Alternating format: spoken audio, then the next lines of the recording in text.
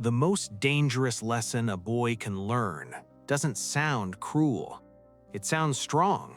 Be a man. Don't be weak. Stop crying.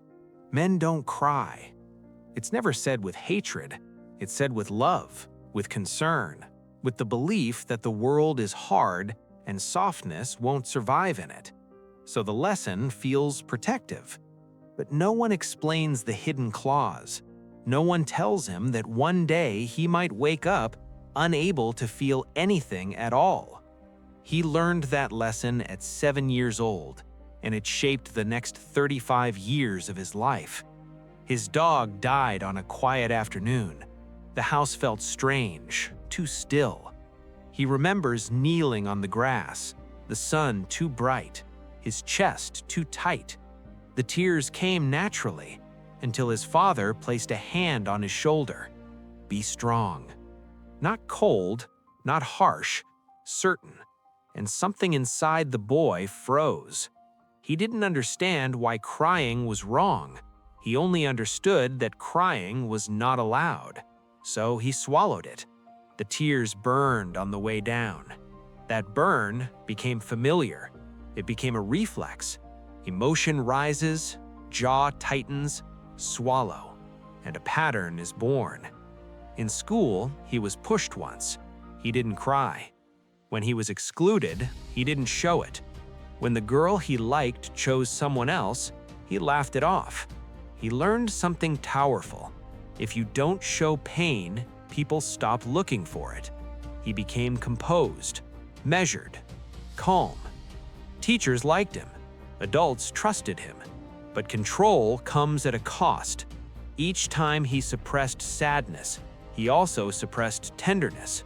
Each time he swallowed fear, he swallowed vulnerability. And slowly, the emotional spectrum narrowed. Life became functional, but less vivid.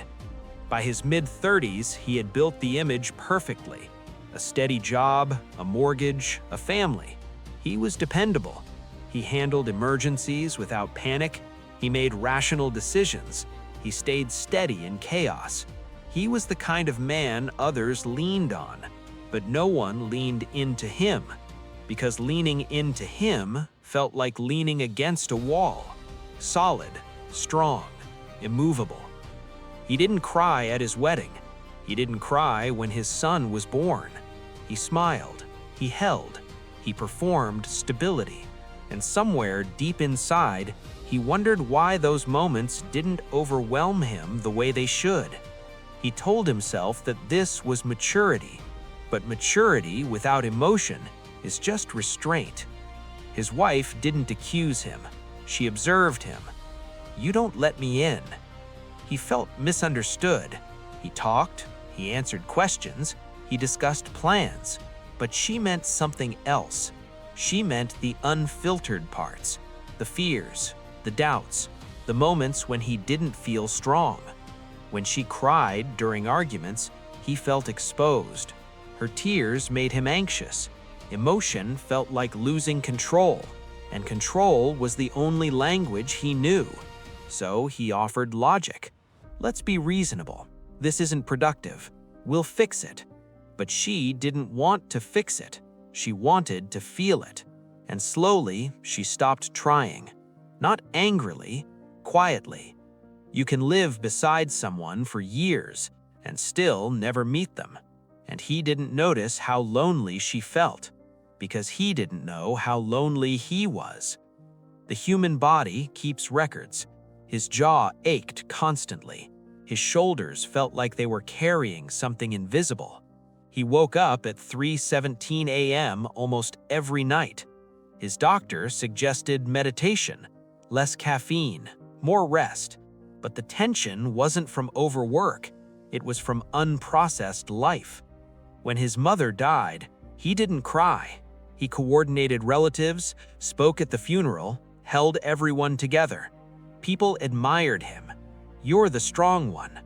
That sentence felt like praise, but it also felt like a cage, because strong people aren't allowed to collapse, and he desperately needed to. His son was sensitive, creative, emotional, at least in the beginning. When he fell during a soccer game at 8 years old, he ran to his father crying. The words were ready, "Be strong." But he hesitated. For a split second, he saw himself at 7.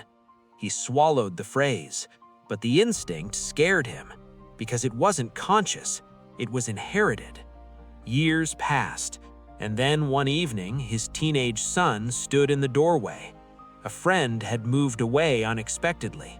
"I'm fine," the boy said, jaw tight, eyes steady, voice controlled, and the man saw it clearly. His son had learned, not how to feel, how to hide. That night, he sat alone in the living room. The television flickered without sound.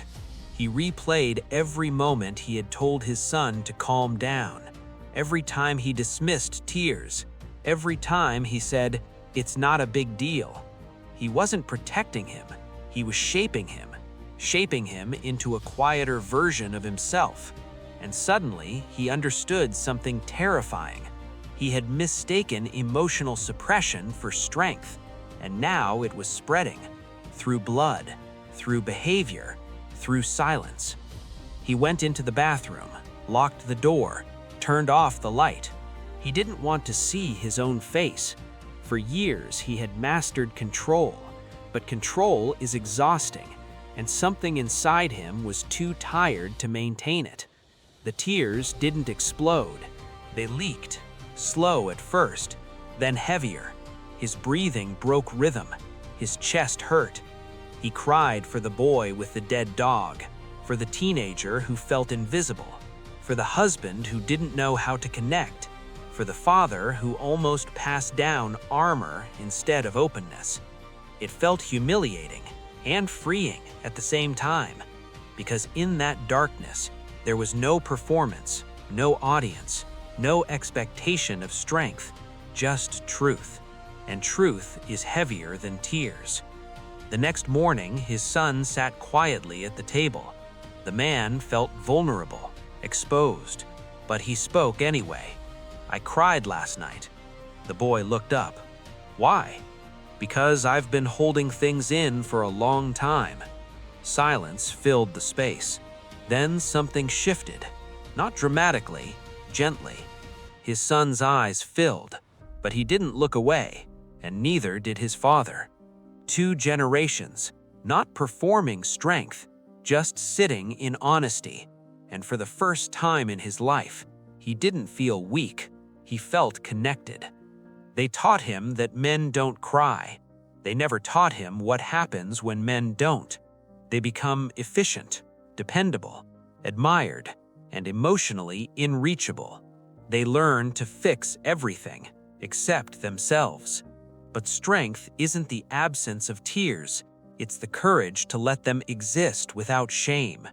The night he cried wasn't the night he broke, it was the night he ended a pattern. He didn't pass down silence, he passed down permission. And sometimes, the most powerful thing a father can teach his son is not how to endure pain, but how to feel it and still stand tall.